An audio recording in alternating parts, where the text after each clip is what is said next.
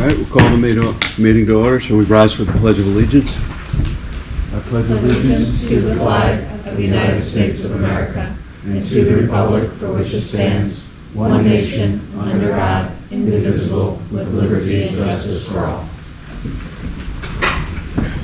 All right, our first item this evening is a public hearing on the proposed ordinance amending the zoning ordinance to create a village commercial district.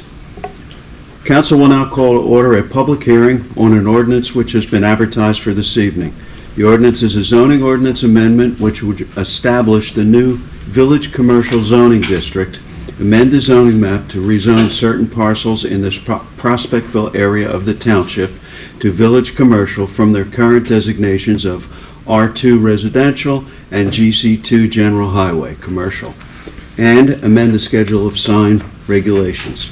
This hearing is your chance to let council know what you think about the ordinance. Mr. Godeo Walker will provide more detail on the changes which are being made, and then you will have a chance to make comments.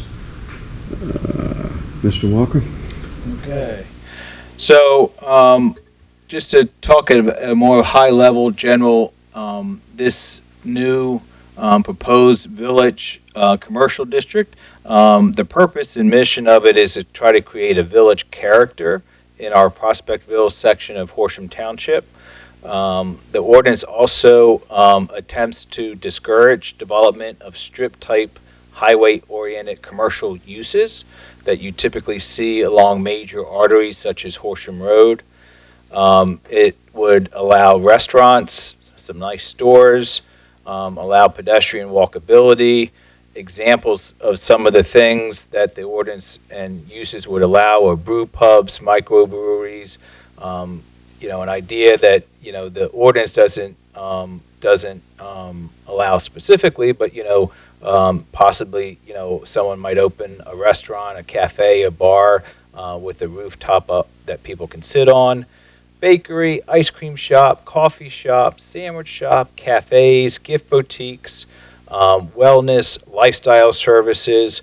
The idea of the ordinance is to create a very nice little area in Prospectville of specific type of uses. Currently, the area is zone GC2, which is our most liberal zoning ordinance in Horsham Township. Basically, I've said to people, as long as it's not illegal, you can open up shop. That's tobacco vape shops. In the late 90s, early 2000s, the township stopped a strip club coming to Prospectville because it was allowable use. A lot of other uses can go in there: tattoo shops, pawn shops. All those type of uses can go today in Prospectville. So we take out of those uses and put in some very nice uses for the residents and citizens. Also allows residential townhomes. The ordinance allows us, the township, to control a lot of the building design standards. So it's built into the ordinance of what the commercial and residential townhomes will look like, so we can control that village character. Many of our other ordinances in Horsham, our ordinances don't allow us to control the architectural style of the buildings. And the other thing that we put into the ordinance, because you see it happen a lot around the county, is that the construction of non-residential uses, they can't be land banked. So we don't want a developer coming in here quickly building the townhomes and letting the commercial side, which is the village, the restaurants, the stores, sit. So the ordinance requires anyone that they must build concurrently when they're building the residential units, that they have to build the non-residential too. So the timeline, this is something that has been talked about since the township's 2011 comprehensive plan, the village concept for Prospectville. So ideas and discussions started around 2010 for the idea and the concept of a village at the Prospectville area. October 20th, 2022 was the first open house for the 2025 Horsham Township Comprehensive Plan. We put purposely at that open house, with the help of the Montgomery County Planning Commission, a standalone station just for the village, the Prospectville Village concept and idea. The second open house for the comprehensive plan was held on March 24th, 2024. Same thing, we had a standalone station just for the Prospectville Village concept idea that we had. And then on April 29th, 2024, we had a sole open house only for the proposed village zoning district.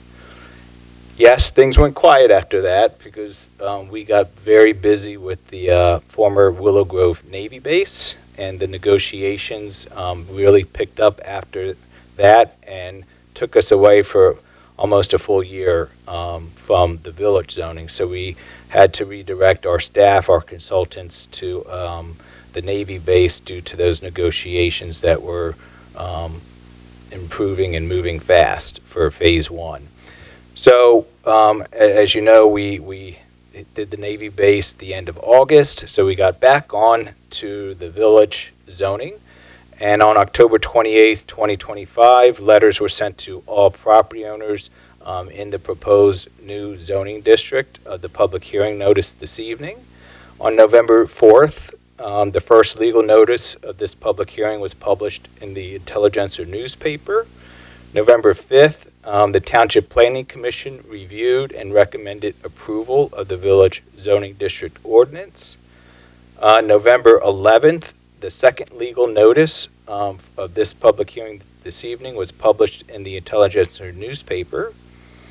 November 17th, 2025, all properties in the proposed zoning district were posted. I see some property owners out there, so they saw the notice in front of their properties that our code enforcement people posted. And then this evening, November 24th, is the public hearing on the ordinance, and then council will consider the ordinance at their December 10th meeting.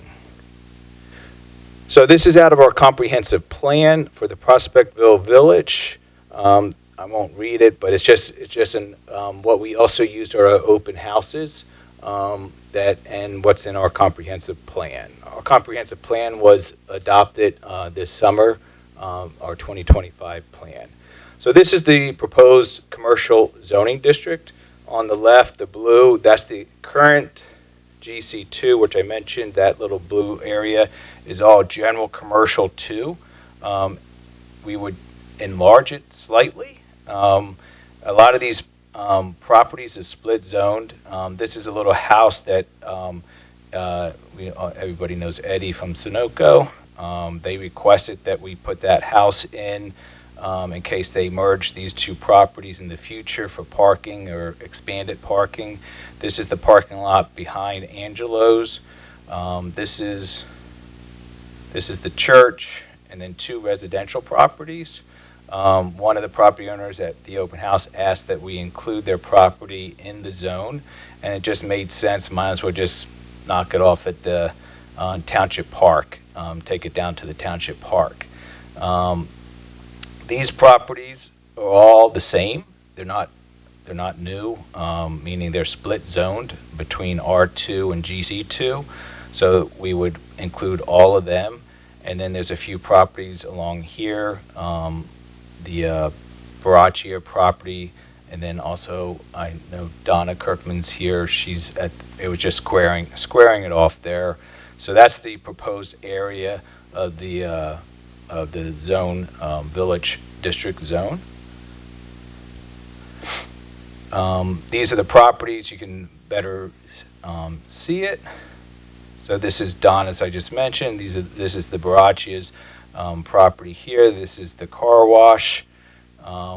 Again, there's the parking lot. These two properties are both the owners of Sunoco, the church, two residential properties, and then these residential properties, Los Serapis, and then you have the four, well, actually there's three now, but these properties here would be joined into the district. This is just a conceptual plan, because what we wanted to do is, like, people are asking, like, well, what will this look like? What could it look like? No plans have been submitted to Horsham Township. This is something that our engineer, Gilmore and Associates, sort of conceptually put together. So as we know, there's not many properties up here. It's small. There's not a lot of, it's the Baraccia property here, this L-shaped, and then these are all owned by Spinio here. So those are the two properties that could go to development, and these are just conceptual ideas that our township engineer put together. The brown are townhomes, and then the red would be the commercial stores, businesses, restaurants, boutique stores, cafes. So that, again, this was just put together because people kept asking us, well, what would it look like? And that's something that could go quickly to development if the property owners so choose to. This is a conceptual, again, by our township engineer. This is not anything submitted to the township, but the idea here is, this is something it could look like. Sometimes this pointer works. So this is a building. This is Horsham Road. This is what, like, one of the buildings for the commercial restaurant would look like. These could be the townhomes in the back of what they would look like. And then these are just examples. Again, we're not doing these. These are just examples in the area of other town centers, of other villages. This is Good News Corner in Newtown in Bucks County. This is very close to us, Lower Gwinnett Township, right along Bethlehem Pike. If Penna's Market, if anyone goes there, they're in here. But this is right along in Lower Gwinnett Township, and different ideas, different layout, but what they did is sort of the same thing. They put the commercial all out front along Bethlehem Pike, and behind it were the townhomes. The Dublin Town Center, sort of the same idea. This is 313 in Dublin, Bucks County. So this is all the frontage with the commercial and the restaurants, and they have a brewery, pub, and then behind it, back here, are the residential townhomes. So again, just pulling examples out. Sometimes, it's the best way is to show examples, show ideas. That's what people want to see, is like, what is this ordinance going to allow? What is this ordinance going to make things look like? Whoops. And that's it. That's my presentation. Okay. So, in a nutshell, the ordinance is to allow a village-type development on the Prospectville section of Horsham Road to encourage village-like development, shops and restaurants, remove as much undesirable commercial development as possible, and then exert additional control over the residential development more so than in the rest of the township. Is that pretty much it in a nutshell? Yes. Audience members have questions or comments regarding this? Yes. Jeez. I would like to know. Can you come up to the mic? You have to give your name and address. Sorry. Maybe I don't have a question. You want my name, right? Mm-hmm. Donna Kirkland. I am the property next to Braccia. My concern is you're going off of Horsham Road, so you're going to level it, and this is the problem we had before, that when he wanted to put a building back there, it was going to be a castle in the sky, because leveling off at Horsham Road, to level it off, it puts it higher. And we also have a water, a natural spring. So doing all this development is going to mess up the properties that are off of that thing he wants to do. Okay, you comment on that? And I'll take the question. Bill, can you point to her actual property just so that I'm the one Yeah. pink one. Go down there, okay. Yeah. Gotcha, okay. I just wanted So, first question from a stormwater perspective, you're Yes. worried about increased runoff? Yes. So Horsham's ordinance is very strong when it comes to stormwater management, so any development that would occur on any of these properties would have to meet our ordinance. So that means detention basins, swales, rain gardens, all that kind of stuff, and taking any water that would naturally flow to your house today and discharging it likely with how I know the ground goes there into Limekiln Pike, into that storm sewer system. So from that perspective, we'd be cutting off the drainage coming on your Are property. you putting in retention basins? Yes. That the water, and where would they be located? I mean, Generally not near me- speaking, Not near me, I No. hope. no, because actually the topography I'm more talking about your specific property because you're kind of on the higher side of that property because that drains down towards the back of the car wash. There's actually a basin behind the car wash now. Right. So that, I don't know if there's any neighbors from that development that are here. I know, yep, there we go. I know at the open house, there was some concerns about that. There's some natural drainage going there now. And one of the big things with this would be to capture that water and get it safely somewhere else because right now there is some drainage issues back there where it gets in the back of those people's properties. Yeah. So do I know exactly what it's going to look like? No, not today because we haven't, obviously there's not been an application submitted with the topo and whatnot, but just having walked the site. Because it's going to be higher than Yeah, absolutely. it is where I am. And I don't appreciate that. I don't want to look out there and see a building. Correct, yeah, and now there is a buffer requirement around the property, but I understand that, yeah, like a buffer's, early on, the trees have to grow before you're gonna get the full benefit of the buffer, and they are above you. And no parking lots, will there be parking spots back there? Because that was another problem, that we thought kids would go back there and it would, instead of the submarine place, it would be, like back there. Yeah, no, I mean, so from, the ordinance itself requires the commercial to be along Horsham Road. The ordinance specifically states no commercial along Limekiln Pike, so the parking lots that you're talking about would be associated with the non-residential, and that would be it's on the screen right now, the sketch, so any parking lot would be on the other side of the proposed residential. Okay, and my other question is, how does this, I'm looking at, just one of the properties. Well, how does that affect me? What's the good and what's the bad? And tell me the truth on the bad, I want to know, or what's the good? I'm not sure if that's Bill, I don't know if that's what she's directing that to me or not. But. I don't, well, anyone can answer, but I can answer. So I think, you might consider the bad change. It's going to change. I mean, it'll look different. The character. No, I'm saying it on me if I go to sell my property Oh. down the road, how is that zoning going to affect me on selling my property?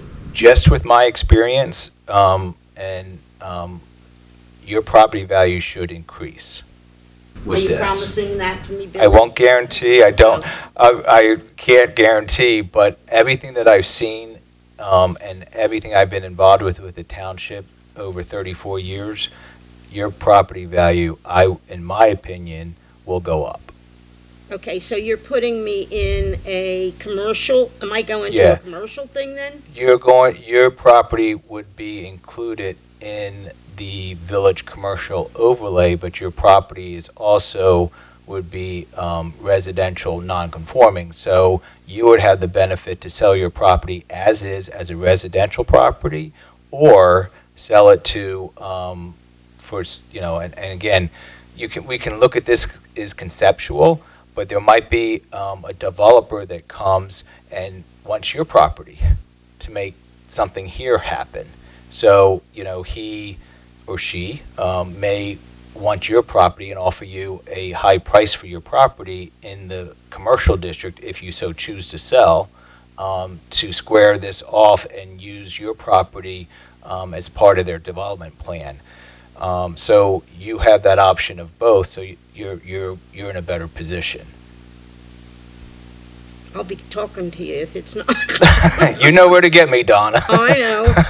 But, I'm and just again, saying. this, just so, and everyone in the audience knows, this is not based upon the township, this is a township concept, a township plan, township idea that we've been talking, like I said earlier, since 2010 to sustain the township, keep the township moving forward. So this, again, what we see up there, anyone that submits any plans to the township, they're going to have to come, they're going to have to do a zoning review, they're going to have to go through full land development, through the whole public process. We've been talking with neighbors about, and there's where you get into the root of stormwater and landscaping. We do have buffering requirements. I am proud, as Eric said, that Horsham has one, if not the most strictest stormwater ordinance in Montgomery County out of 62 municipalities. Very proud of that. But anyone that submits any plans to us has to go through all of that process. So All what- public meetings, all reviews, stormwater, landscaping, all of that. So we are just today getting you to say, yes, he can go on with it, is what this is. This is just a hearing. Council's not going to not voting on anything tonight. Right, They're but gonna, December 10th you are. yes. Okay, so December 10th, you're going to say if you permit him to do this, and then he's going to start everything else. No? No. There's no There is no developer. him. There is no developer. There's developers interested, but there's definitely. I thought it was Braccia's property. It is Barachi's Oh, property. okay. Yep. Okay. But there's been nothing brought to the township, nothing. This is an idea, a concept that the township thought of and thought it was important for this area of our township to protect it and also move it forward into the future. Okay, because Braccia wanted to build that Daycare. three-story well, he also had a proposal for a 3-story or 4-story building. Yeah, if you recall, we didn't let that go anywhere. Right. For all the reasons you're citing. Right. So. I mean, appreciate that. The other question. Those kinds of things. Yeah, And the reasoning behind those denials will continue to be in place here. Okay. Nothing's going to be any easier for a developer. This is just a plan that says this is the type of development we would like to see here instead of what's permitted now. So it makes it just a nicer spot in town by allowing us to put the plan in place. But as of today, there is no development planned yet. It hasn't been, there's nobody waiting in line to build these Okay. places. And part of the ordinance that would be voted on in the December meeting, it does have a 2-story height maximum, right? If I'm Yes. And even- So that a 4-story, it would not be possible, or they would need to come for an exception, which I agree with Even- Mr. Walker Yep. that, Even the White-sided. townhomes could not be 3 stories. They had to be 2 stories. okay, my last question is, the buffer between my property and those, how much is that? 50 feet. I don't have Richie to fight, so I have to do all the fighting, so, thank you. Yep.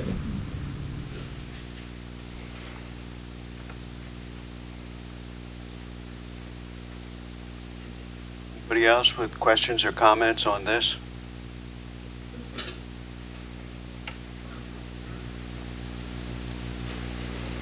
Hi, my name is Lauren Harold. I live at 1046 Horsham Road, just right across the street.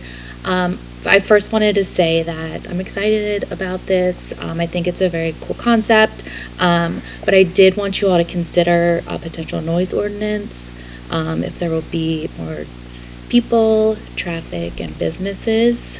I appreciate the stormwater management and the strict rules you have on that, and the buffering as well. And the other thing I'd love for you all to consider is just the traffic flow, and how traffic is moving in a safe manner in the area. Thanks. please stay if you can. We have a transportation update following this, and our intersection project and Horsham Road widening is part of that. We're going to give an update on that. So we've been working on that since 2016. I think you emailed me or someone. Okay. Yep. Can I clarify, and because you're not at the microphone, if you could give a thumbs up or thumbs down. When you say traffic flow, do you mean on Horsham Road or within any future development? On Horsham. Okay, thank you. How you doing? I'm Dennis Yeager. I own Tri-County Equipment. Anybody that doesn't know me. My concern is you're widening the road, and I don't know if you've ever been through Dublin during regular business hours. It's a tough town to get through. And I watch the kids walk up and down the street, and they can't cross that road. I mean, they're dodging cars, and it's a mess. So, now you're making all this congestion in there, more cars. People are going to have a heck of a time trying to cross that road. And the other thing I want to know is, how would this zoning change impact the sale of my property? Well, the traffic. As you know, we've been at these traffic plans since 2016, and our engineers are here. They're going to give an update after this hearing of where that stands. But we are adding the traffic signal at Davis Grove and Horsham Road. Yep. So both signals, when the traffic improvement is done, there will be pedestrian sidewalks or trails on both sides of Horsham Road, and both signals will be modernized and replaced, and both will be designed for pedestrian crossings. That's the best we can do. To add that one in at Davis Grove Road for primarily that. I mean, we really don't need that signal there except to move pedestrians safely across Horsham Road if they so choose to. So they'll have those two options, but you're going to see all modernized intersections at both with those very wide markings for pedestrian crossings, and then that's the best we can do to try to make things as safe as we can. Well, sometimes the engineering and the handicap ramps and all that, I mean, right after they put a handicap ramp at the corner up there, I had a tractor trailer that was lost that came through that handicap ramp.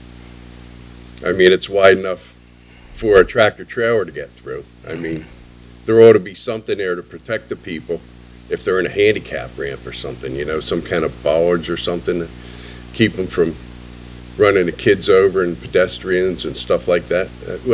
When the traffic gets all jammed up, they're going to be looking for crazy places to go.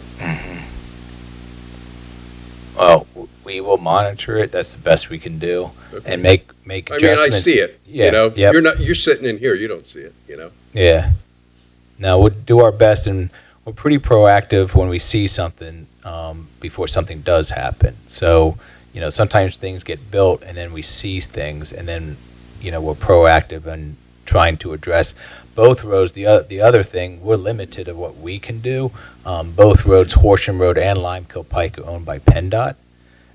We took on this project, this road widening project, that is, if you, from Limekill Pike to Babylon Road, $20 million is, $25 million, and the state has given $4 million.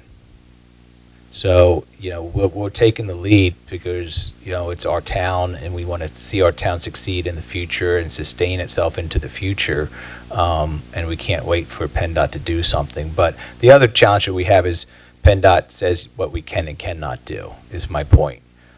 We've been wanting to put ballots around traffic signal control boxes that are now approaching $115,000 when they get hit by a car, and PennDOT won't let us. They won't allow us to put ballots in front of the control boxes. Another story, another meeting. But what my point is, we may agree with you and say, oh yes, that should be done, and PennDOT might tell us, no, you can't do it. So we'll keep an eye on things. I And, guess you just need enough dead kids and lawsuits, right? I hope not. I hope not. But they do base a lot of their decisions on accident data. Okay. And the future sale of my property. Future sale of your property, I believe you also, just as Donna asked, I believe you too, Denny, your property value will go up.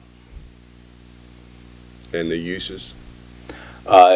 You have what you have, which is your tri-county equipment. Right. But then you have all the other uses that are be built into the ordinance. Okay, so it could still be an equipment shop? Yes. Okay. Okay, that's all I wanted to know. Thank you. Anyone else with a question or a comment? Anybody on council with a question or comment on I this? think there's one thing. I just have a quick one. Barrett McGrory from 1048 Horsham Road. You're going to put sidewalks on the other side, on our side as well?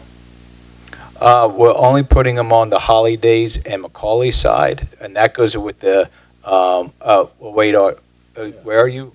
Oh, 1048. Courtney's dad. Yes. Nice to meet you. Yes, well, that will be, we're talking about that right now. That's not part of the intersection improvement plan, but the Horsham Road widening plan from Davis Grove Road to Babylon Road. If we put something in front of your house, I'm believing it's more going to be an asphalt trail from the Deep Meadow Park driveway down to Davis Grove Road, and not your traditional sidewalk.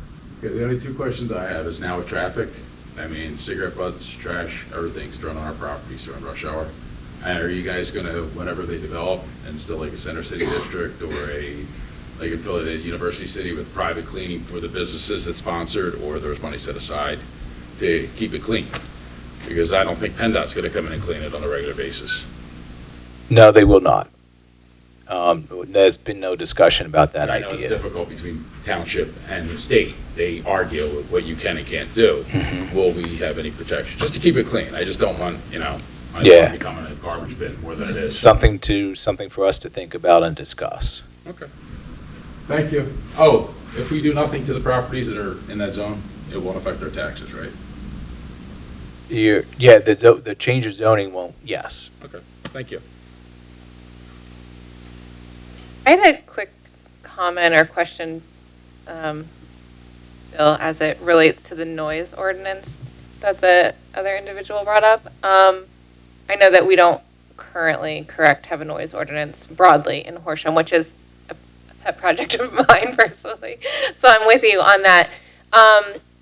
In light of not having something more broadly in the township until we potentially were to put something in place regarding a noise ordinance, would it be possible to add something just to this district as part of this? Just so, say there was a brew pub, making sure that any bands playing or like nighttime music would have to turn off at a certain time or something. You could, but I would say let's have further discussion, because it wouldn't take us too long to put a noise ordinance together if that's what you so choose for the township.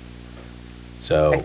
you could, but I would say, like, let's have further discussion, different meeting and stuff, but further discussion on that. But you could if you wanted to, just for this. On that specifically, I don't know for how many years back, maybe you can tell me, Bill, but each time there's been a restaurant or something that would create noise like you're talking about, and specifically what you just said, we put regulations on every one of them so that they can't stay out too late, they can't have certain things outside, it can't be too late at night.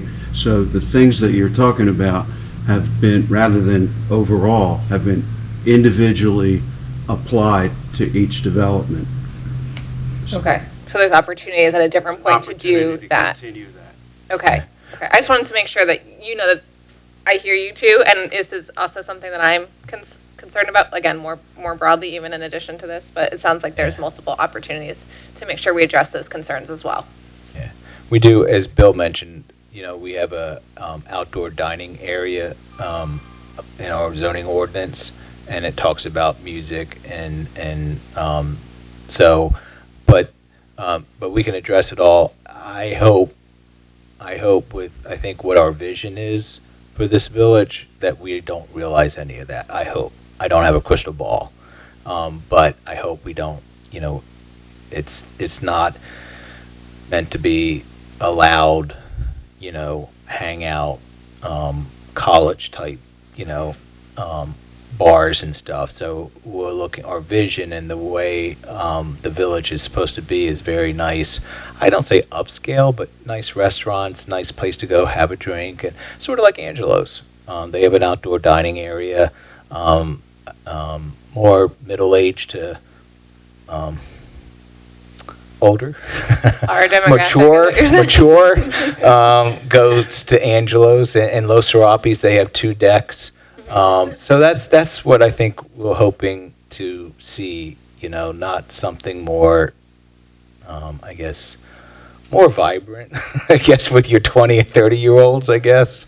But but yes, we can do either way. Plus, I think we have some protections built in now if something starts to move, but we can enact ordinances.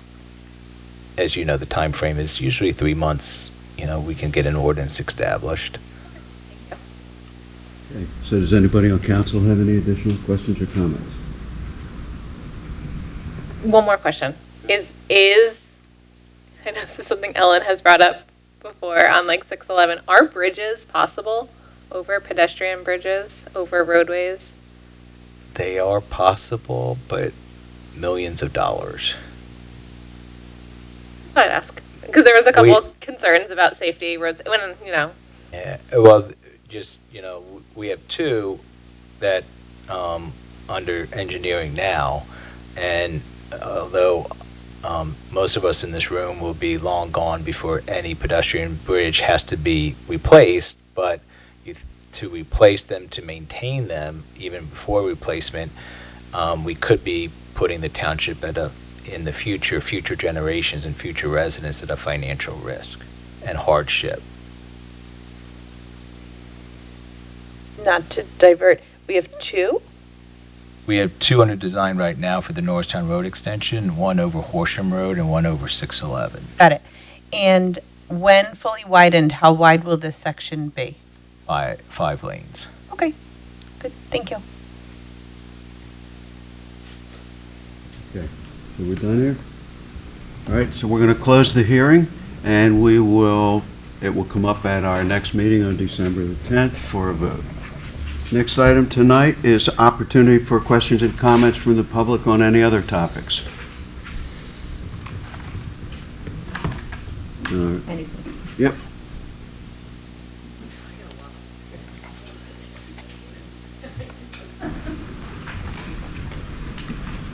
Okay, I'm off of that one now. Wait for the mic. Oh. Okay, what my question now is the parking lot done? I mean, the fire company's having an event, Snacks with Santa, and we want to make sure that we can have people park over there. It is not 100% done, but what date is this coordination? December 13th? December 13th. If that's a Saturday, or it's the 14th. Okay. 13th. What are your times? One session is 9 to 11, Okay, and the other session is 11 to 1. okay. Let me check and get back to you tomorrow. Okay. We had to check with Little League, had to also check with Marigold that they don't have something that we don't know about. So there's coordination, that's all. There's Little League now? Yeah, Oh. you never know. Oh. Sometimes they tell us things going on and sometimes they don't. Okay. If not, then can we use the parking lot behind the community center? I had to see if it's reserved. Sorry. All right. Lots of logistics. Okay. But Right. I will give you a call tomorrow. Okay. All right, anything else? That in mind, then, our next item is to approve the minutes from October 8th and October the 27th. I move to approve the minutes as presented. Second. Moved and seconded. All those in favor say aye. Aye. Ayes have it. Next is to approve the checks. Just two checks, which is the majority of your amount. $635,000 to James D. Morrissey as a payment for the Blair Mill Road Phase 2 construction, and also a escrow release for the self-storage facility on Horsham Road in the amount of $240,000. Motion? I move to approve the list of checks in all funds from November 21st, 2025 to November 24th, 2025 in the amount of $1,207,378.88, and further move to authorize payment of same. Second. Moved and seconded. All those in favor say aye. Aye. Ayes have it. Our next item is a transportation projects update by our Montgomery County Planning Commission and our township transportation consultants. So each year, this time, the fourth Monday, we invite the County Planning Commission. Matthew Popick is here. Many of you knew Matt Edmond. Matt Edmond was with the county a long time, and it must be something with Matthew. But Matthew Popick replaced Matthew Edmond at the County Planning Commission in their Transportation Department. And following him, so I don't waste time introductory, you all know Eric Ferreri from Michael Baker International. Eric and Laura are here from Michael Baker. They will give you presentation and answer questions on anything you have regarding the projects they're working on. And then following them, myself and Eric Garten will end the transportation update with some other things going on in Horsham. So I will turn it over to Matt. Thank you, Bill. Good evening, councilmen, staff of Horsham, and the Horsham Township residents. As Bill mentioned, my name is Matthew Popak. I'm the Transportation Planning Manager now at the Montgomery County Planning Commission. And on my next slide, we were actually going back and looking at this. It's been 8 years now that somebody from our transportation section has been coming to these Horsham updates. I think Matt started it because once upon a time he wrote Act 247 letters for Horsham and then moved up in the ranks a bit. So it was useful for us to come and share some of the perspectives for what transportation planning is going on in this area from a county perspective. You have on the screen here our near map imagery from 2018 as opposed to 2025. There's not a lot of significant changes, I'd say, so far. We are still all waiting to see what the Naval Air Base will eventually look like someday. But you can find a couple of spots here and there of some new developments and residential areas that have filled in a little bit. But the overall transportation vision and overview for what Horsham is looking like right now is generally about the same. On the next slide, I actually went back through and looked at all of the different presentations that we've given to Horsham since 2018, since this is my official first time as transportation manager in front of you. And there's been a number of different topics, some of which we'll cover in the next couple of slides that have been accomplished, some of which we are still clearly working on here at the county, and even some talking a little bit bigger about our region and the funding that might be available from the feds and the state to work on other projects, as has already come up a little bit tonight. The first example of a project that has been progressed a little bit through on the next slide is the Davis Grove Road Bridge. As you know, it's a county-owned bridge. And we have the before, during, and after pictures from late 2020 through early 2021, where that bridge was replaced. The county's government is still very focused on repairing some of the functionally outdated and obsolete roads and bridges throughout the county. Fortunately, Horsham, I don't believe, has any others that are falling into that category, but we're still working on a number of them, both in the central part of the county and throughout the entire range that we have of our 62 municipalities. But it's not just the county that's working on some of these bridges. On the next slide, many of you will probably remember the County Line Road Bridge project. This would have been during 2022. We have the before, during, and after pictures up here as well for how all of that progress was made on the PennDOT side of things. And just as a public service announcement, I'm sure it's been brought up a little bit before, but on the next slide, outside of Horsham, but not too far away, eastbound County Line Road will be closed coming up starting December 1st and running through January 13th. It's from York Road down to Jacksonville Road, and that's for water main work. So I'm sure there's a whole bunch of different detours in and around the area, but in case you didn't know, that starts next Monday. On the next slide, we have a example of a project where the township was involved in not just a PennDOT effort, the Green Light Go signals program, but also partnered with year one of our county transportation program in order to upgrade the signals on Horsham Road at Drescher Road. So you can see the before and after pictures on this particular slide as well. It takes a lot of money to do all of these projects, from the bridges to signals and everything else. If a signal cabinet's now $120,000, you can only imagine how much some of these larger projects are going to take. But we're here at the county government to try and help in whatever role we can to assist with projects and support for grant applications and potentially even finding some of the funds for larger projects in the future. Speaking of a larger project, the county is very focused on our cross-county trail project. I believe we mentioned it last year and have been mentioning it for a couple of years now. The funding is secured and we are moving ahead with some of the designs. This is in the cross-county trail east portion of our project. We're trying to knit together the entire trail from the Pennypack Trail outside of Bernathen all the way west towards Conshohocken and Plymouth Meeting, where it currently ends at Germantown Pike. We have a number of projects on the western side connecting through the Wissahickon Trail area, and Upper Dublin took the lead on building most of their connection, and they still have a little bit more to complete along Dreshertown Road. But for the Horsham area, Section A will run along Welsh Road right at the corner of the township and continue into Upper Moreland, tying in with Section B that goes across 611. Section C is county funded, so it's moving ahead a little bit faster than Sections A and B, where we did use some of the carbon funds that were available from the Infrastructure Investment and Jobs Act from 2021. So we are moving ahead a little bit slower based on following a lot of the federal and state policies that are in place. But this is all still a major effort for the county over the next couple of years, tying into connections that do have, such as the Powerline Trail. It's going to be a really nice regional trail spine and backbone of the network that's going to cross a good chunk of the county.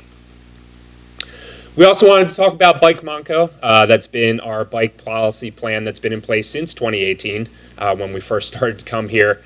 We've had some successes in terms of implementing bicycle infrastructure. In some cases, like you see on the screen, it's Limekiln Pike, where it's Sharrows along a PennDOT road. We're also working with other municipalities as various state opportunities for resurfacings come up to install additional bike facilities where feasible. Sometimes we don't have the space to say this entire area can be a bike lane, so we have to get creative, such as the Sharrows in place. But every time PennDOT has a resurfacing project come up, we do our best at the county to assess it from all levels and see if we can get anything for our bike infrastructure in place. And as part of that, we're trying to support the overall bike culture of Montgomery County, getting more people confident and able to use two wheels instead of four when their trips make sense for them. We do have a bicycle priority network, which is the top image on the screen here, showing the different places where we would like to see bicycle infrastructure when and if we're ever given a chance. We may have, coming up in the next year or so, a reanalysis of some of that network. A lot of the, I guess, resistance that we've had to building out the network as fast as we were expecting was this first network was really focused on the major PennDOT-owned roadways that go as straight as possible, which also makes them very appealing for vehicles to drive along. We are trying to say if there is a different way that certain traveling via bike is possible without necessarily staying on the heaviest vehicle trafficked roads, would that be an easier way to get more of the bicycle network installed? So we're looking at trying to think about a new reanalysis based on some of these lessons that we've learned over the last couple of years. stay tuned. That'll maybe be next November's update for you if we start going on that. So now looking ahead to the future on the next slide, we still have some projects that are ongoing in coordination and cooperation with the township. Our Eastern Monco Interchanges Group with the Pennsylvania Turnpike. We're working on the new transportation improvement program for the region and continuing some of these Safe Streets for All efforts that are ongoing at both the county and regional level. The first topic area on the Eastern Monco Interchanges Group, as you may recall, the county published a study now 10 years ago to look at the turnpike corridor overall from a reinvestment standpoint. A lot of the areas near the interchanges through our county are business parks and other places that probably have peaked in their popularity as they currently stand and may need some sort of revitalization in the long term. And as part of that, we were looking at whether any additional interchanges along the turnpike could be possible. Just within the last couple of months, we've started hearing some more positive feedback from the Pennsylvania Turnpike Commission themselves. They're also going through this exercise now, mostly because they've moved to the open road tolling ability. So now that they don't need an entire large footprint with a toll plaza at every single entrance and exit to the turnpike, there's a lot more flexibility of adding some additional on-ramps, allowing for some additional access to get into the overall main line. So, as part of this, we've actually been working with the township and Upper Moreland and Upper Dublin over the past few years it's more than an informal group, it's closer to a formal group, together with a lot of our state and federal officials and the County Planning Commission itself. We're both sharing some information about all of the projects that are going on that Horsham and Upper Moreland are spearheading, along with Upper Dublin, and trying to coordinate some of the additional road projects that might be necessary before any additional interchanges come in. We are looking overall to work with the Pennsylvania Turnpike from west to east to potentially complete the Virginia Drive interchange to allow for movements for eastbound on and off as well. Potentially interchange at the Welsh Road, Route 63 area in conjunction with the ongoing redevelopment of the Prudential property. And we're working with Upper Moreland on the Willow Grove interchange. One of those projects is actually in the tip, which I will get to in a little bit. If you go to the next slide, we're working with a consultant at the Eastern Monco Interchanges Group, that's Bowles Smythe, to pull together a playbook of projects to include everything that's going on active around Willow Grove, along Blair Mill Road, along Horsham Road, focusing on that design of Welsh Road with how it's going to interact with the development itself, and then seeing if there's anything else that might need to be built out in advance of new turnpike interchanges being added to the system. If you go to the next slide, we actually had, just today, we got an update in of those playbooks. So each of the rows on this table is a individual specific project that's ongoing related to the road network in and around all these turnpike interchanges. So it's a lot to handle, a lot to keep all of our arms around, but we're doing our best and trying to make sure that the correct projects are being laid out in advance before we start tackling some of the larger ones, such as a replacement of the Welsh Road Bridge over the Pennsylvania Turnpike in and around all the developments that are ongoing before we start saying, yes, a interchange can be added into this spot. This next slide shows the TIP projects currently on DVRPC's regional map in and around Horsham. You'll see there really aren't that many in the actual township right now.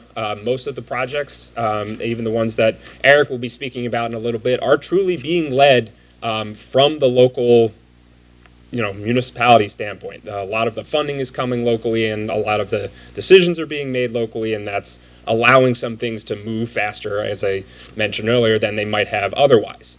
The important one to mention that I will reference is, I believe it's number 57176 up there, the bridge of Route 611 over the ramps that get onto the Willow Grove interchange of the turnpike is looking to be replaced and widened to allow for an extra southbound lane to get into that Willow Grove former toll plaza interchange area.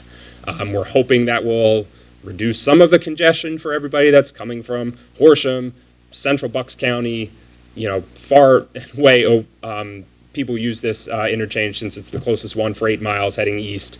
So this is now officially in the tip, getting federal money, and the designs for this, I believe, are still progressing, but it's on the table, and we're finally starting to get some traction with it. The last couple of slides I have regard these Safe Streets for All projects that are going on. And I know we already had a little bit of discussion tonight about safety for pedestrians and bicyclists and everybody else that's using our roadways. And it's a concern, especially as we're trying to do some targeted roadway widening in other areas and attracting some new attention and possibly development to certain spots. If you go to the next slide, we're working with DVRPC on a number of different projects to analyze safety aspects and dangerous high crash levels of corridors throughout the region. And while this map may look rather abstract, it is a combination of both high bicycle and pedestrian crash corridors and high killed and serious injury crash corridors. And what I will actually point out, if you can make out the outline of Horsham itself, there are not that many corridors in this township, which is great news. There are many throughout the rest of the region, and every one that is hit is a statistic that we don't want to see. But I'm happy to report that a lot of the area in Horsham does not reach the thresholds that are causing any sort of additional looks at from a DVRPC standpoint. Now, that's not to say that Horsham can't go after certain safety improvements where it is. I'm just, reporting happily that it is not as large of a widespread problem in the township as we have in some other places. You can certainly pick out certain corridors like 611, 63, certain stretches of 152, but overall, this map is a lot better looking than a lot of the other places that we have throughout the county. The next slide we are still working on a couple of different major grants. There's 2 combined at the DVRPC level where the region has received nearly $3 million to do regional safety action plans and some analysis of some special studies. We're actually trying to look at, I think the county's priority was 611 further south of the turnpike, but I believe the current one was made for a choice out in Chester County. But DVRPC is working on a number of different initiatives to try and get our hands around all of the safety data that is there and try and prioritize where the limited funding that we have is able to go after certain safety updates. The county also received a Safe Streets for All grant about a year ago in order to look at all of our 75 miles of county-owned roadways throughout the entire county, from our biggest ones like Ridge Pike to some of our smallest ones like Deep Creek Road and Snyder Road in the west. And in Horsham itself, we have a little piece of Horsham Road on the eastern end of town, as well as Butler Pike right before it runs into Limekiln. We are still officially trying to move forward with that study. It has not been released for any engineers to go after just yet, but we still have that money that we're trying to work through some details and finer points of contract management with the federal government at the moment. And as I wrap up here with my last couple of slides, we've always been asked, what can Horsham do? What do we need in terms of working with you?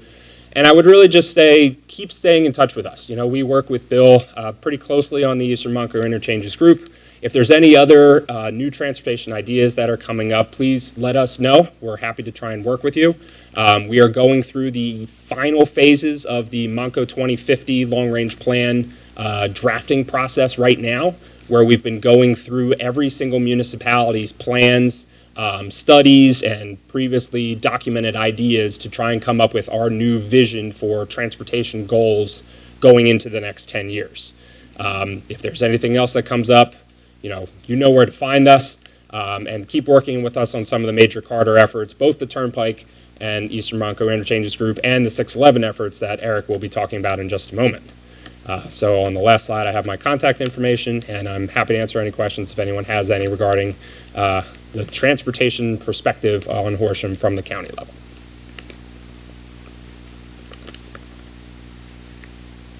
Thank next is Michael Baker. Yeah.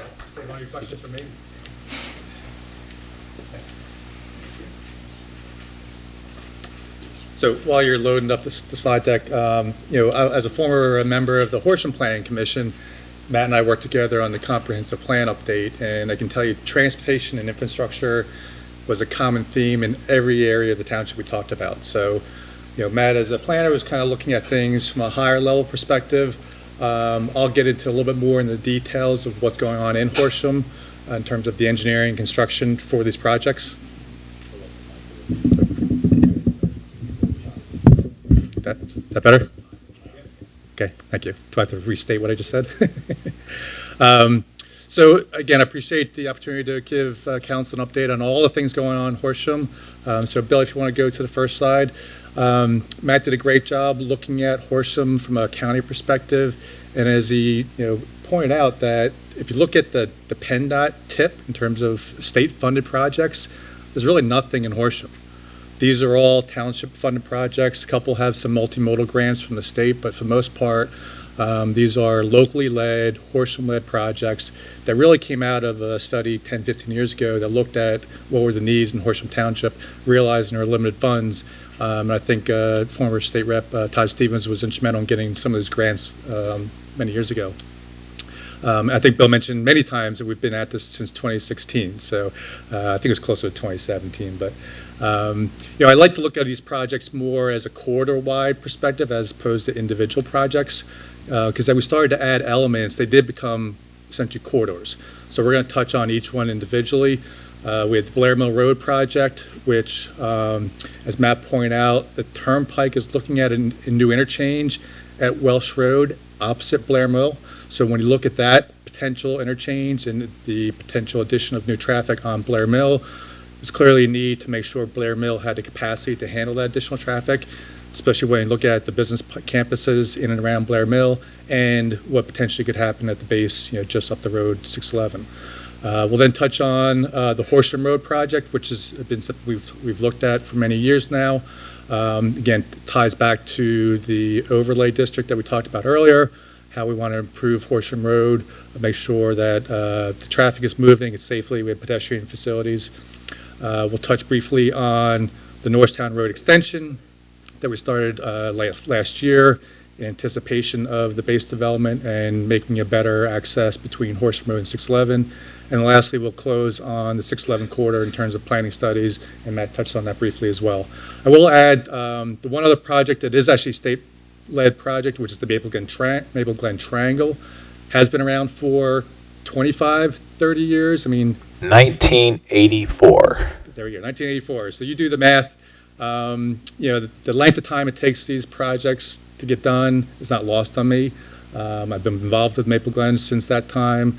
Laura and I worked together on the 202 Parkway for like 20 years. So these projects take time, but we're definitely making progress. So let's get right into it, Bill. Starting with Blair Mill Road Phase 2. So Phase 2 is actually under construction. So it's glad to see something being done on these projects. Construction started 2 years ago, I believe, plus or minus. What we're learning is it takes a long time to relocate utility poles. So that project in particular, because of the area has a lot of individual utilities on those poles, and each one has to be moved separately by in sequence. And a lot of times we're dealing with small utility companies that just don't have any either funding or the ability to be timely. So it took a better part of a year and a half to get those poles moved. We started to finally see some progress on the roadside this year. So if you've driven through there, you see some finished curb, sidewalk, pedestrian lights are up on, I believe, near the intersection. So definitely seeing some progress. I talked to the contractor last week. They have some subsurface drainage to finish up. The culvert extension that goes from the pond across Blair Mill still has to get done, so we had to extend that with a road widening. So that'll be done later this year into early next year. And then they essentially need to do all the full depth reconstruction of the intersection early next year. So all things go well. We should see substantially completion in the spring and final closeout in the summer. So that project will be kind of check that box off sometime next summer. Phase 3 is what we've been working on over the last couple of years. It's really just the rest of Blair Mill Road. So the goal is to have Blair Mill Road to be 5 lanes from 611 all the way to Welsh Road. We focused on the intersection first as Phase 2, so Phase 3 kind of fills in the gaps. So we have a plan that's either ready to go or has been submitted to PennDOT already to get their review and approval. They need to issue a highway occupancy permit for that project. So we'll be working with PennDOT on that approval. We have some right-of-way we need to acquire, so we probably need to start working on that, Bill, in terms of getting those easements and strip takes along the areas where we need to acquire right-of-way. We've had some early discussions with the Pennsylvania Department of Environmental Protection.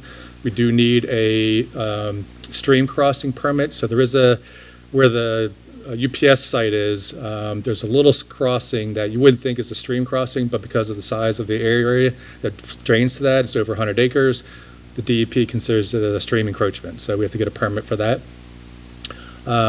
We also learned a lot in Phase 2 as far as the extent and the quality of the information in terms of underground utilities. So we engaged a subsurface utility engineering firm to do some test pits and verification of all the underground utilities in Phase 3. That really just prevents issues during construction, so we can actually design around conflicts. So we got that out of the way. And we continue to coordinate with Upper Moreland. So obviously there's Upper Moreland is on the opposite side of Horsham. We have some residents we need to deal with, and we are incorporating a right turn lane at 611 that they want to get added to the project, but deals with some residential properties that are going to be impacted. So we want to work with Upper Moreland in terms of those conversations and discussions with the residents. Real quick, moving forward, again, submissions to PennDOT.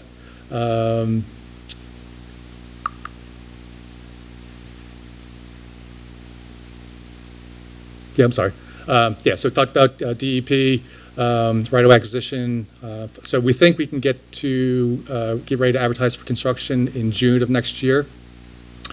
Really contingent on being able to clear the right-of-way. So right-of-way tends to be something that takes a while. So we can get with those properties, most of which I think are Horsham businesses, so they tend to be a little bit easier and not really impacting their businesses, so it's a lot of strip takes in the frontage. So that's the goal, is to get ready for construction at the June of next year, which ties in perfectly with the completion of Phase 2. So that's the other thing we're thinking about in terms of sequencing, finish Phase 2, roll right into Phase 3. So we think Phase 3 will probably take another 2 years. Again, we have utility poles to relocate, a lot of utilities to worry about, so I would assume another 2-year construction, schedule for that. Just real quick, I don't want to get too bogged down in some of the details, but when we talk about Phase 3, one element is improving the intersection at Blair Mill and 611.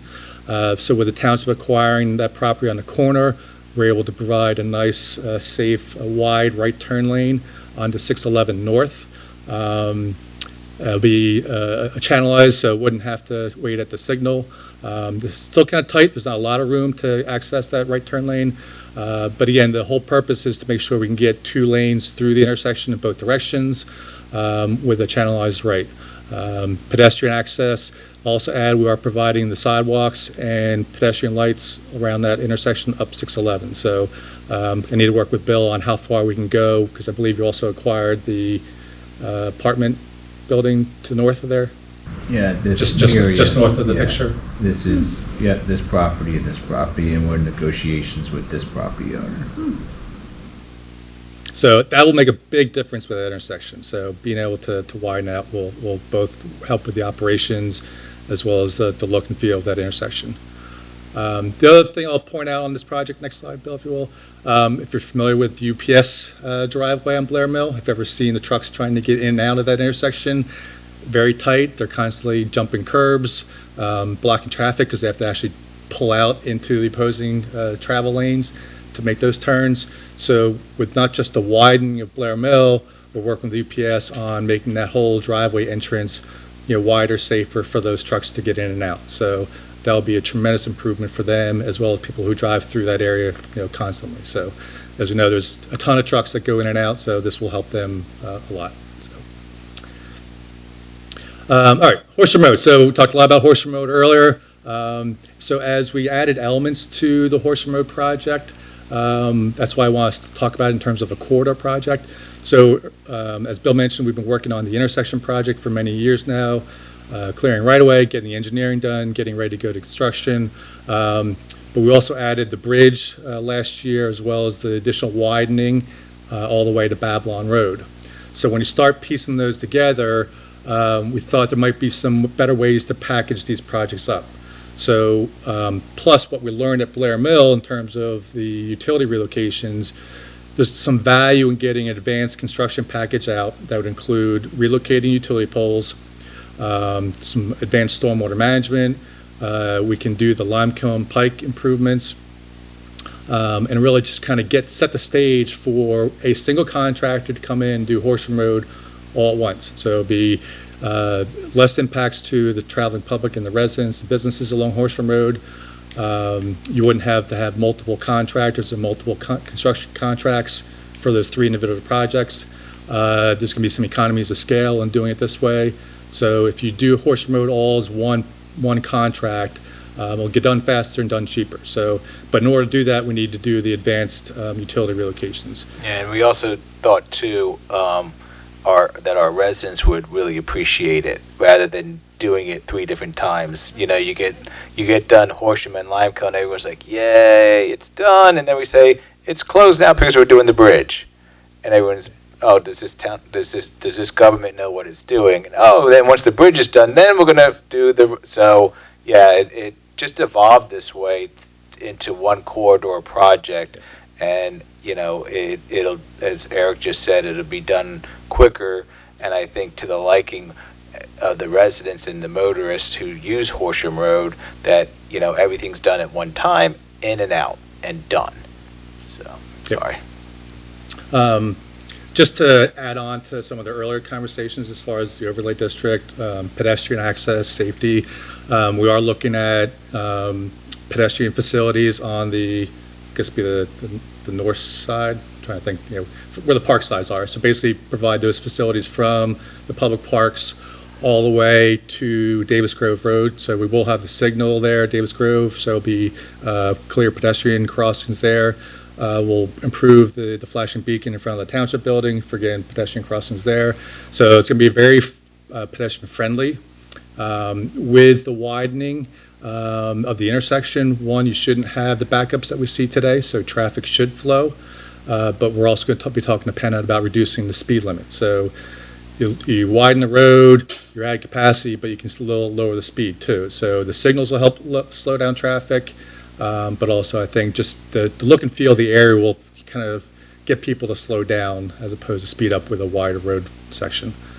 So again, a lot of details we're looking at. So next slide, Bill. We talked about, you know, the 3 elements of the critical path on these projects. It's right-of-way, utilities, and permits. Right-of-way, we've been working to acquire the right-of-way as amicably as possible, so we're almost there. So there are 40 impacted parcels, 20 residential strip takes, 3 displacements. We're close to closing on 2 final properties. We will have some additional right-of-way impacts with the bridge and the additional widening, so we'll have to get those started as well. But you know, at the end of the day, we want to make sure that we're able to, you know, close on these properties amicably and get the project moving. Next slide.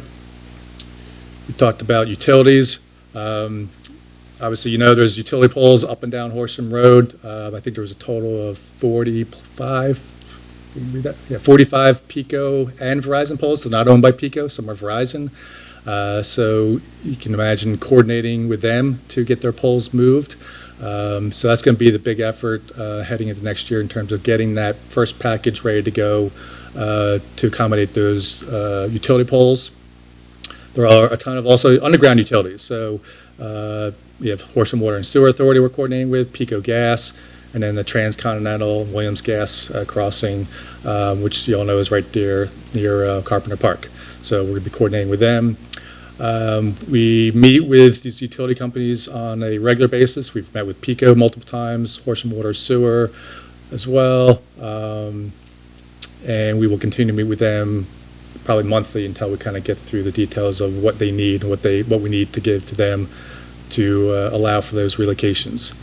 Lastly, as we did with Blair Mill Road, we're going to engage an SOE firm to do some test pits and actually verify where some of these utilities are. You can only trust as-built plans as a good indicator where things are, but to really getting an idea exactly where it is, both horizontal and vertical, we need to do some test bits. So utility verification is going to be key. And then lastly, our permits. So we actually have one of our permits in hand. It was obtained last December. And it has a 5-year life, can be extended, but we'll be working with Gilmore on getting the permits for the next, for the bridge and the widening section. The bridge itself, because it, as you know, floods frequently, so it's a FEMA-regulated floodplain, so it has some significant issues we need to resolve in terms of stream crossings and encroachments, wetlands, and then dealing with FEMA. So that's going to be a big effort over the next year or so to kind of get that approval in place. Just to mention or just to highlight that aspect, you can see the FEMA floodplain map, as well as we had a wetland delineation study done last year. So we know where the wetlands are, we'll have to avoid those. So we know all those environmental constraints that we're dealing with in terms of the bridge relocation. The other thing I'll point out is when we looked at the bridge and then also where the road is, there's going to be a slight shift in the road to avoid that wetland I just mentioned. So the road widening, I guess to the west, would be mostly on the township building side. On the other side of the bridge, will be mostly to the other side, on the opposite side. So there'll be a slight S-curve as you go through that stretch, but then we'll line up back with the road where we get to Keith Valley. So again, just a slight adjustment to avoid a wetland that we found during that delineation. So phase one schedule. So we have a submission to PennDOT coming up in mid-December. We did talk to them already, so they're aware of our repackaging of the project. We do need to write a letter to PennDOT revising the scope of the multimodal grant. So just the limits are changed, but otherwise it's just a letter revision. And then we'll be working with Gilmore and Eric's team on the MPDES permit for phase one. And then we'll look to get final plans and specs ready by May or June time and advertise for construction next summer. So again, that's the plan in place. We think we can get that first package done and out the door. Also think we'll be including some demolitions in that too. So again, I think there's some advanced work we can do just to get that stuff out of the way, so then when the Horsham Road project comes through, there's really no problems, no delays. Phase two effort, next slide, Bill. Continuing working with PennDOT on the bridge design and getting their approval. Luckily, we don't need to do any kind of additional foundation borings. PennDOT, said the information they have is already sufficient. We'll be looking at resubmitting H&H reports to PennDOT and getting ready for that conversation with DEP and FEMA. We will be looking to design the bridge foundations and getting PennDOT to approve those.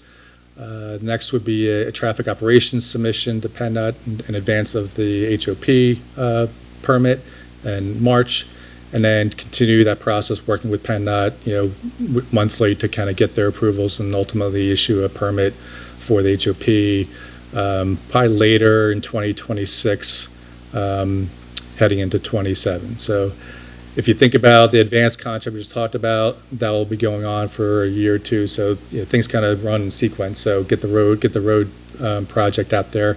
They should be ready to go. Start construction probably in mid-27. So I have a schedule at the end to talk about all these deadlines. So next project. So I'll touch on the next couple just briefly. So we talked about the Norristown Road extension. It's an advanced project to help the infrastructure in and around the base. So we started working on that earlier this year. My team, as well as Eric's team from Gilmore, walked the site. We delineated some wetlands, got some ground survey control in place. We do have a preliminary alignment, horizontal and vertical, working with Mike Shinton and his team to make sure we're avoiding all the sensitive areas that have been delineated by the Navy. Obviously, we need to be careful about how much material we excavate, so we want to make sure the profile does not, well, basically we have to keep all the material on site, so we can't have a lot of excess material that would need to be disposed of. So we'll be finalizing that over the next several months. We do need a permit from PennDOT for the 2 intersections, so one at Horsham Road and one at 611. So we'll be working with PennDOT on those HOP permits. I mentioned Maple Avenue for a couple of reasons. One, with the Norristown Road extension, obviously it ties in at Maple. So that coupled with some of the traffic projections that we got from DVRBC as part of the 611 study, looked at Maple as well, all the way to County Line Road. So we'll be looking at what we can do to make sure Maple stays as a residential street. Certainly you have the school, and then beyond that it's residential. So we look at that intersection to make sure that people coming down Norristown Road know the primary movement is turning left on 611, not going straight on Maple. So there's things we can do to design and that intersection as well as Maple to kind of, traffic calm that stretch, certainly through the school, but as well as, all the way to County Line Road, as Laura can attest, being a resident of that area. So she's my idea person on that one. And then we talked briefly about the pedestrian bridges. So started looking at those concepts for 2 bridges. Really the goal is to get the people in that area on the residential side across 611 into the base, ultimately get connected to the power line trail and the trail system. So certainly 611 bridges is feasible and probably better than trying to cross at grade Horsham Road, even when it's widened. You could probably go either way, but we'll look at those options both in terms of the cost, type and size of pedestrian bridges, what they look like. There could be a nice feature as far as a gateway into Horsham Township, so stay tuned for that. And I mentioned, or just showed this briefly, so this would be a concept where with the Norristown Road extension coming to 611, again, we are proposing dual left turns onto 611 North. Again, you want to prevent people from going straight, so you kind of neck down Maple Avenue in terms of the one receiving lane. Put a little, kind of jog into that intersection, so the traveling public doesn't think it's a straight through corridor. We want the movement to be primarily northbound onto 611. So we'll continue to evaluate those concepts as we look at Maple Avenue as a concept in its entirety. And lastly, the 611 corridor. So in 2024, we started looking at 611 from a little bit more of a global perspective. We did a lot of data collection working with DVRBC and their travel forecasting model, looking out to 2050, what kind of traffic we can expect by then.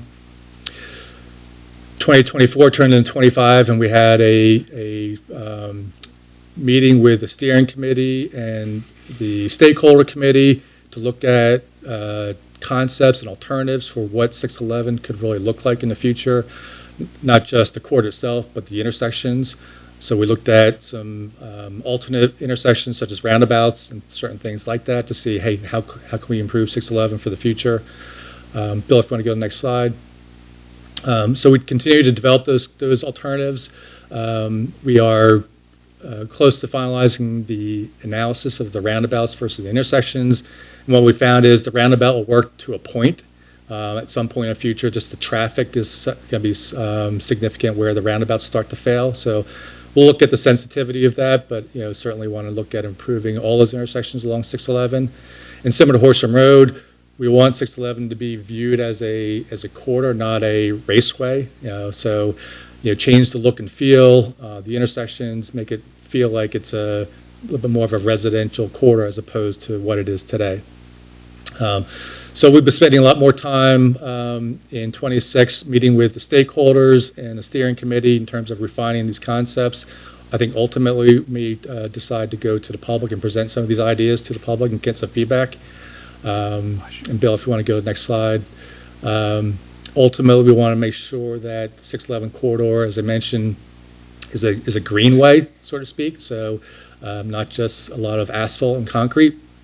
We think there's sufficient room with the base to really widen the corridor to include a nice, large, landscaped, tree-lined median, as well as providing additional frontage for the properties on the northbound side. So everything's been encroached over the years, so we can actually shift the road towards the base and provide a little more frontage for those properties along 611 on the northbound side. So they get some green space. They get sidewalks and pedestrian facilities. So not that you're going to be walking up and down 611, but you could. And then certainly on the base side, we're looking at a shared use path, or again, really to add to pedestrian look and feel of not just 611, but the base in the future. Just a reminder, these are the steering committee and stakeholders. So again, we have everybody involved, townships, counties, the region, SEPTA, DVRPC, our elected officials, the Navy, the Air Force. So everybody who's got a stake in 611 is part of this process. So I think, Bill, we're looking at sometime early next year to get that group back together and really refine these concepts and take it to the next steps. I did mention the Maple Glen Triangle, so it's a PennDOT project. Actually, we're the engineer for it and have been for 20-something years. 1984. So there is a website. So PennDOT has this project on their website, so you can check it out. They did have a virtual public meeting this summer. The early days of that, it was going to be blowing out all legs of the triangle into a 5-lane section for all three. I think they're really starting to scale it down and really just make improvements in terms of turning movements, make sure the lanes, turn lanes, the left turn lanes, the dedicated right turn lanes are lined up, they work, they're efficient. Some of the improvements have already been made with the recent development, both in Horsham and Upper Dublin. You can see the highlighted residential developments that are both under construction. So I think Maple Glen, as we envision with the comp plan update, at least on the Horsham side, could be a kind of a little town area. Ideally, you want to work with Upper Dublin and make it one destination. Understand there's 2 townships to deal with. So, but I think that project is scheduled. I think it's funded. I'll point to Matt for that, but it is funded. I think it's scheduled for construction in 2027 thereabouts. So still a couple more years to go, but it's at least on the tip and funded and moving forward. Again, just to highlight the 2 intersections in Horsham that are going to be improved. So again, just major operational improvements that will make that whole area just function better. So again, just we talked about a lot of things going on. Just roughly a bar chart schedule to kind of see how things line up in terms of the different engineering, the utility relocations and construction. Ultimately, we are looking to get everything done sometime in 2030. That's the goal, is to have everything that Eric has talked about and all these jobs. By the end of 2030, it's not too far away, and there's a lot of work to be done. But hopefully, we can stay on schedule, and it'll give us a little break starting in 2031. Yeah, and I've said this before. It's going to get worse before it gets better. Yeah. So if you've driven through the Whip Paint area, recently, that area with 202 has been under construction for seems like 5 years now, and at times it looks like a war zone. I mean, Horsham Road is going to be difficult for a while, but I think at the end of the day, it's going to be a significant improvement for the township, for many generations to come. And again, I mean, we talk about this every year. The schedule is something we control to a point. There's a lot of external forces that we try and resolve, but in talking to Bill and really the next slide, Bill, is kind of things we talked about in terms of how to really keep the schedule moving forward. So there's certain things we can do to keep things moving. We started monthly coordination meetings between Michael Baker, Gilmore, and Bill to make sure that we review the schedule. Review action items, so make sure decisions are being made timely and can keep things moving. Utility coordination, as I mentioned, we're constantly meeting with them to make sure that's being coordinated with and doesn't cause any further delay.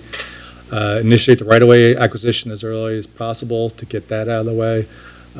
So that you really want to put the onus back on us to make sure that the engineering gets done, we can get the approvals from PennDOT and DEP, get our permits, and go to construction as soon as we can. So I'll pledge to Bill to continue to work with him on a weekly, monthly basis, and we'll talk on a regular basis and keep things moving along. So thank you all, and happy Thanksgiving. And I'll be happy to answer any questions you may have.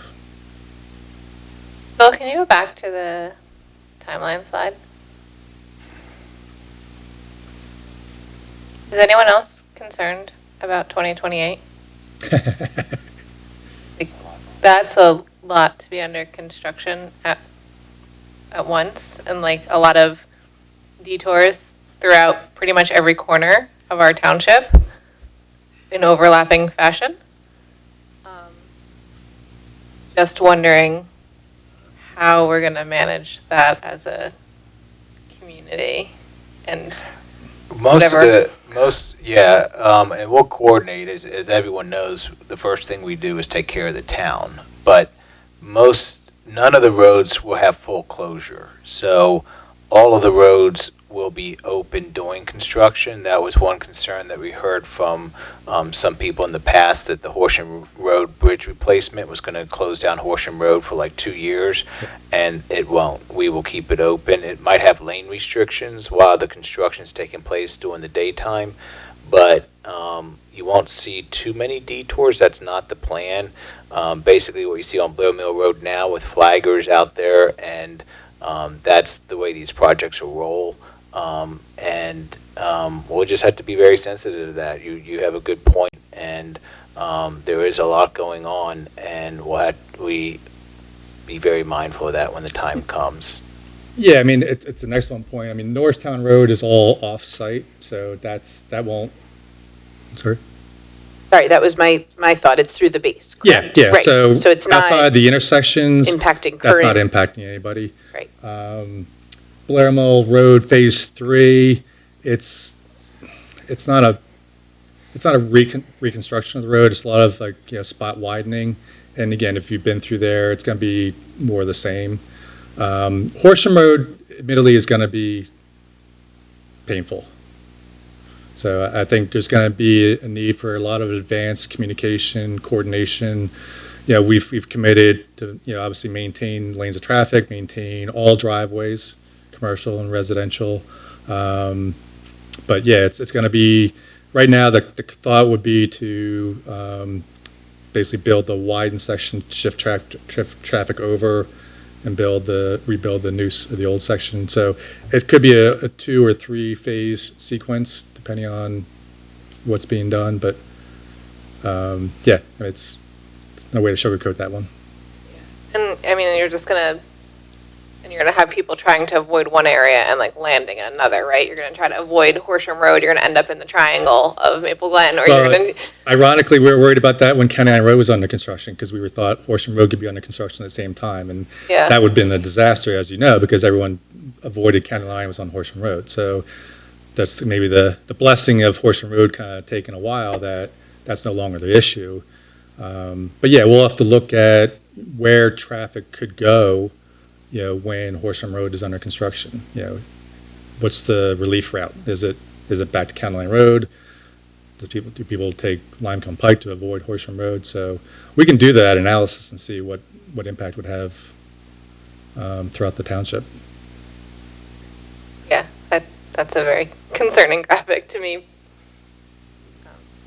I don't know how much you could like pull forward based on all the steps that you've already outlined in the timeline otherwise, right? I wouldn't want to push anything back. Yeah, that's the hard part. They're all kind of going forward. They're not really sequential, they're going at the same time. Yeah. So, and yeah, like we really don't have the ability to accelerate something. It's, if anything, you'd have to push something out to maybe line up, which again, I don't think you want to do, but yeah, as we get closer to real construction, we can have these conversations. But Well, and obviously that is not the desire, but living in your world, what's the reality that it actually looks like that in 2028 versus 1 or 2 of those projects getting bumped back? Just reality. Is it actually going to be 7 lines? Well, and the other thing too is, so Blair Mill Road, look at that. So, that utility relocations, that's just assuming what we lived through on phase two. Right. So, yeah, realistically, it could be faster, but we don't I control. was assuming the opposite. Yeah, but, I right. think this is conservative. From my perspective, that's Okay. conservative. Okay, that's For helpful. Blair Mill. Sure. Horsham, yeah, again, the whole point of the early action contract is to get utilities out of the way, so when they come into Horsham Road, there's no delays. Right. So roadway contractors want to move fast. The last thing they want is to wait for a utility company to get out of the way. So if we can do that, they can come in and get Horsham Road done as fast as they can. So, and that will be maybe some incentives in terms of, all right, the faster you get this done, the less disruptive it is to the residents and businesses, less disruptive it is to the traveling public. So from a timing perspective, it's feasible. And then we talked about Norristown Road being really all off-site. So Right. I think it's really focused on Horsham Road is the biggest concern in terms of the impact it's going to have on the residents. I'm not really worried about Blair Mill. I mean, it's mostly business anyway. And we've been living through that for 2 years anyway, so, yeah, so. And you spoke to County Line Road with the bridge. Mr. Popek, what are the dates again for County Line Road closure for that section? I believe I had December 1st to January 13th. Okay. There was a So like PennDOT. a month and a half. Yeah. Okay, thank you. There was a PennDOT public press Yeah, release about that. that's south. Further of east, Six- yeah. And I think the other projects you mentioned on, like the bridge at the interchange, that's years away. Yes. Okay, thank you. So I scared everybody away. So, Any other questions on this presentation? One more sorry, slide to go. Sorry, I went long, but you don't want to listen to Eric anyway. He's not letting me talk. Okay. Cliff Okay. Notes version, Eric. Okay, just to wrap up transportation. So these are the other projects that we have going on in Horsham. Horsham Road and Tournament Drive signal modernization. That's getting to be the final permitting phase, going out to bid, and then installation this year and next year. Bethlehem Pike 309 and the English Village Shopping Center signal. We share that signal with Montgomery Township, and Montgomery Township has taken the lead on that project, but we chip in 50-50. So that signal will be done in 2026. Contract has already been awarded. The Davis Grove Road culvert replacement. That's a culvert that needs to be replaced.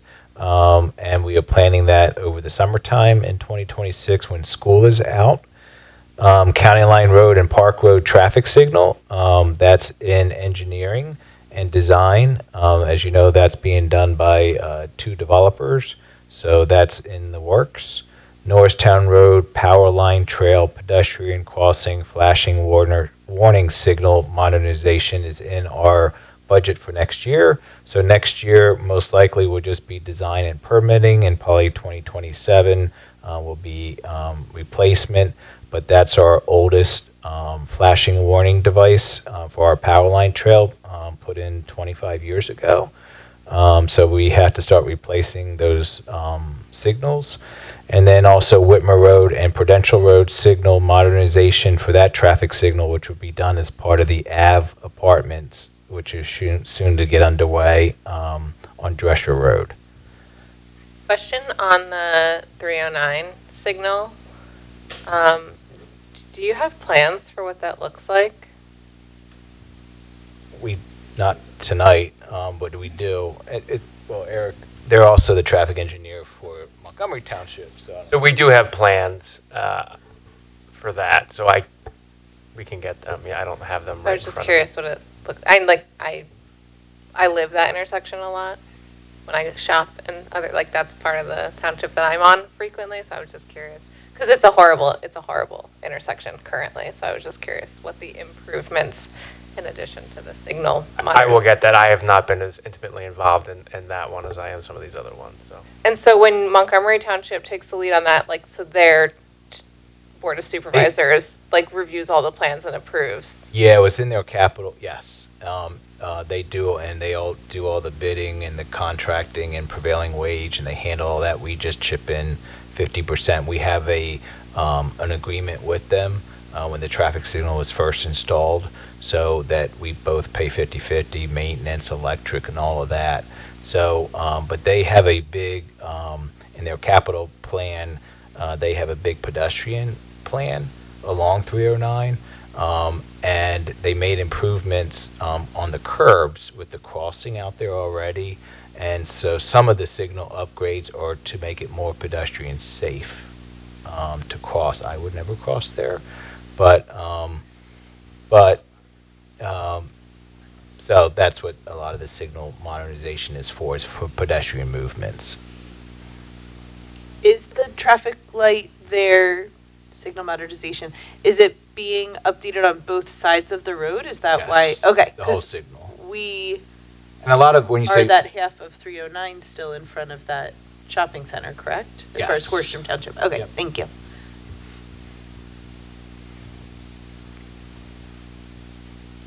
That's it. That's it. Did you want more? Sorry. Any more questions? No? Thank you, guys. Appreciate all the information. And I just to take 30 seconds just to thank everyone in the room. I don't know another municipality, and Matt, you're standing here, in Montgomery County that has this, that the local government, that the local municipality has taken the lead, has funded, has, whether it's grants or local money, this amount of transportation projects in their municipality. I think we are number one. Upper Dublin might be close, but Who? Upper Dublin might be close. Upper Dublin, okay. But All right, might be Horsham- close, but they're not. Absolutely, right But they're not there. with Yes, us. that's right. They're close, but That's not right. with us. That's right. But, you know, it's a team effort, and we have a lot of projects going on. But first and foremost, none of these projects could have ever even been started without Township Council's approval and Township's vision for the generations after us. Because that's what these projects are for. When Horsham Road was widened in 2000 to 5 lanes, that wasn't for the residents in the 1990s complaining about anti-development, overdevelopment, all the farms going to development. That was for us. That was for our children. And God, could you imagine Horsham Road 1 lane in each direction today? So it's vision. It's vision and it's leadership. It starts with council, and then the staff carries forward that vision and that leadership and direction for the future of the town. And I want to thank council for that, but also the team, you know, Michael Baker, Gilmore, township staff, consultants.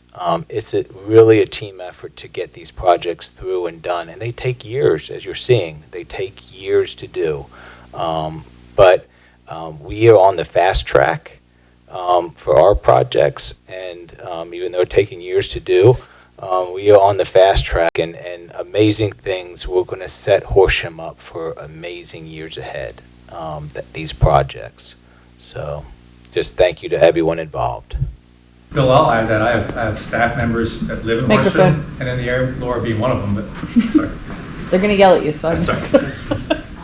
No, to your point, Bill, I mean, I have staff that live in Horsham, and they're excited to work on these projects because they know they're transformative, so Laura being one of them, but I have engineers that also are excited to be working on projects that in their hometown, right? Because usually don't have that experience. So again, I want to thank Bill and the entire council for allowing us to be part of this, but want you to know that some of my staff really appreciate the opportunity to work on projects that improve their town. So thank you for that.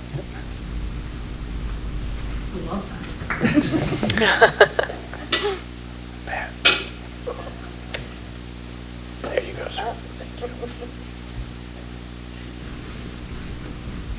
All right, next we're going to pay for all this stuff. Consider proposal from Michael Baker International for supplemental engineering services on Phase 3 of the Blair Mill Road Transportation Improvement Project. Do we have a motion? I move to approve the proposal dated October 2nd, 2025, in the amount of $204,320.00 as submitted from Michael Baker International for the Blair Mill Road Improvement Phase 3. Second. It's been moved and seconded. All those in favor say aye. Aye. Ayes have it. Next is consider a proposal from Michael Baker International for supplemental engineering services related to the final design activities for the Horsham Road and Limekiln Pike intersection improvements construction phases 1 and 2. Do we have a motion? I move to approve the proposal dated November 6, 2025, in the amount of $550,855 as submitted from Michael Baker, International for the Horsham Road and Limekiln Pike intersection improvements Phase 1 and 2. Second. It's moved and seconded. All those in favor say aye. Aye. Ayes have it. Thank you. Next, we need to review a couple of zoning board applications to be heard in December. Nicola and Elvira Propato, 18 Park Road, HTZHB 25-22. Bill? So this is a lot line change on Park Road, 18 Park Road. There's an existing house. I'm just going to use this pointer because it's easier. So there's an existing house here. This is the lot line here. Currently, they want to shift it to here to make these two lots even. To make that and build a new home here in this area here, the building envelope here on this lot. To make that happen, they need 4 variances for the frontage, for the front yard, for the side yard to make lot 1 come into compliance, and then also the building envelope on lot 2 here because of this environmental resource area and this wetland area. They don't have the size building envelope that they should, but that's all they need to build the house that they want to build. So they need those 4 variances. This matches what they want to do, matches the neighborhood in that area of Park Road.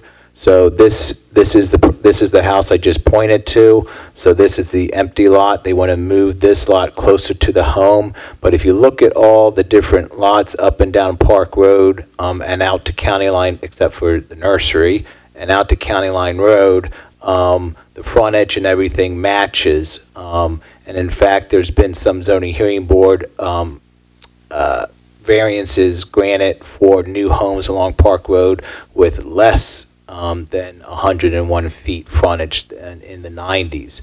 So it matches the neighborhood, and the staff would recommend you to be neutral to that application.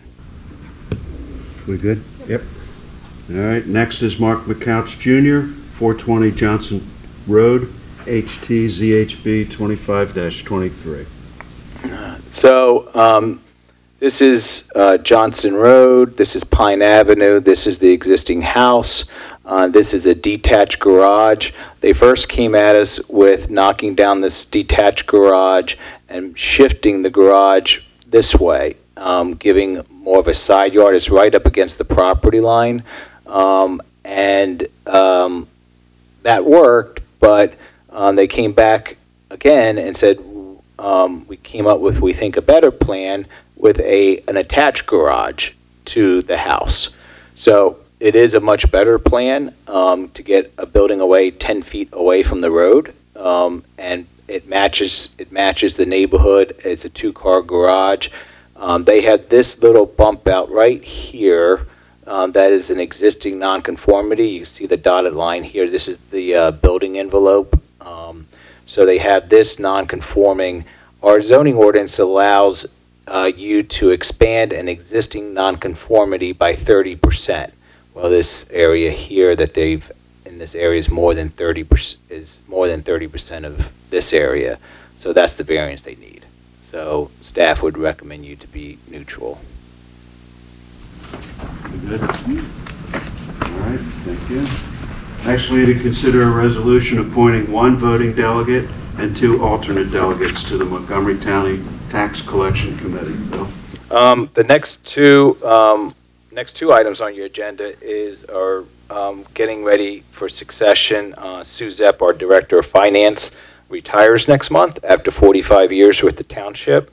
And this is getting our new Director of Finance, Mary Ann Holtz, who is now our Assistant Finance Director, her in place. So it's taking Sue off as the alternate delegate for the Tax Collection Committee and putting Mary Ann on. And also, instead of putting a name on Berkheimer, because we've changed so frequently when Rich Sable passed away, we had Tasha for a few months, then we had Sue, now we're going to have Mary Ann. Berkheimer suggested instead of putting someone's name there, just put Director of Finance. So we're taking Sue's name off and putting Director of Finance on the Berkheimer resolution. So both items are just succession planning for Sue's retirement. Do you have a motion? I move to approve the resolution as proposed, appointing William T. Gilda Walker as delegate, Mary Ann Holtz as first alternate, and Dennis Haggerty as second alternate to the Montgomery County Tax Collection Committee as per PA Act 32. Second. It's moved and seconded. It's a roll call vote. Mr. Glumser, how do you vote? Aye. Ms. Laff, how do you vote? Aye. Ms. Chunky, how do you vote? Aye. And Mr. Whiteside, how do you vote? I vote aye. Motion passes Do we unanimously. have the next one? I move to approve the resolution as proposed, appointing the finance director as liaison between the township and Berkheimer tax collector. Second. It's moved and seconded. This is a roll call vote. Mr. Glumser, how do you vote? Aye. Ms. Laff, how do you vote? Aye. Ms. Chunky, how do you vote? Aye. And Mr. Whiteside, how do you vote? I vote aye. Motion passes unanimously. Next, we need to consider a resolution to submit a PA-DCED local share account grant application for the police vehicle mobile data terminals. This is for, as you just mentioned, 16 mobile terminals for our police cars. And there we go, sorry, I'm shuffling too much paperwork late in the hour. So this grant is in the amount of $131,135.75. As you said, for the police vehicle mobile data terminals, there would be 16 of them. I move to approve the resolution as proposed to submit a PA DCED local share account grant application in the amount of $131,135.75 for police vehicle mobile data terminals. Second. It's moved and seconded. This is a roll call vote. Mr. Glumser, how do you vote? Aye. Ms. Laff, how do you vote? Aye. Ms. Chunky, how do you vote? Aye. And Mr. Whiteside, how do you vote? I vote aye. Motion passes unanimously. Next, we need a similar grant application for pickleball court lights. This is being done through the Pickleball Club. They just need to come through the township for it, so they're heading this up, not the township. But their grant amount is $161,000 to light both pickleball court areas, 8 courts. On this, if they are submitting this, are they responsible for following any rules awarding it, or does that fall on the township? They're responsible, but we're guiding. So, yes, we know, we've learned. Okay. But yes, we are guiding them very closely with it. And the guidance is, don't do anything until your project manager that's assigned to you tells you you can. And that means they had to go out to bid, they had to do prevailing wages, they had to follow all those rules. So, yes, we're watching very closely and helping. And were they consulted on the amount? Yes. And it's sufficient? The amount? Yes? Put in the lights for 8 courts? Uh-huh. Yes. Okay. And same question for future maintenance. We use their fees Okay. for all maintenance of the Beautiful. courts. And their lights will be solar powered. Awesome. I move to approve the resolution as proposed to submit a PA DCED local share account grant application in the amount of $161,000 for pickleball court lights. Second. It's moved and seconded. This is a roll call vote. Mr. Glumser, how do you vote? Aye. Ms. Laff, how do you vote? Aye. Ms. Chunky, how do you vote? Aye. And Mr. Whiteside, how do you vote? I vote aye. Motion passes unanimously. Next, we need to consider an ordinance adopting the 2021 edition of the International Property Maintenance Code, therefore repealing ordinance 2022-01 and all other ordinances and parts of ordinances in conflict therewith. As you know, back in August, you had public hearings on both the next two agenda items, and we paused any consideration of those ordinances until the state moved. The state has moved. They're adopting them, so it is on your agenda for consideration this evening. I move to adopt the ordinance as proposed for the 2021 edition of the International Property Code, therefore repealing ordinance 2022-01 and all other ordinances and parts in conflict therewith. Second. Moved and seconded. This is a roll call vote. Mr. Glemser, how do you vote? Aye. Ms. Slaff, how do you vote? Aye. Ms. Chunky, how do you vote? Aye. And Mr. Whiteside, how do you vote? I vote aye. Motion passes unanimously.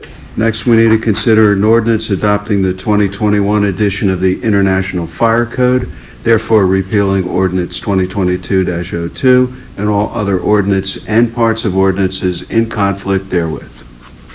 I move to adopt the ordinance as proposed for the 2021 edition of the International Fire Code, therefore repealing ordinance 2022-02 and all other ordinances and parts in conflict therewith. Second. It's moved and seconded. This is a roll call vote. Mr. Glemser, how do you vote? Aye. Ms. Slaff, how do you vote? Aye. Ms. Chunky, how do you vote? Aye. And Mr. Whiteside, how do you vote? I vote aye. Motion passes unanimously. Next, we have a very brief review of the 2026 budget. It's going to be one slide. Nothing has changed. So we are on track for the $23,984,762 with the .495 mil increase.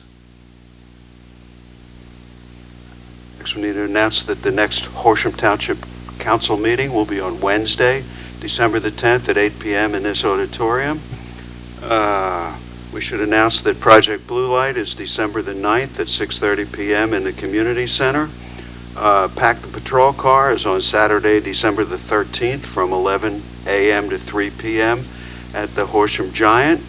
And the Freezer 5K Run Walk is Saturday, December the 14th from 8:30 at Simmons Elementary School on Babylon Road. With that, wish everyone a happy Thanksgiving. Meeting adjourned.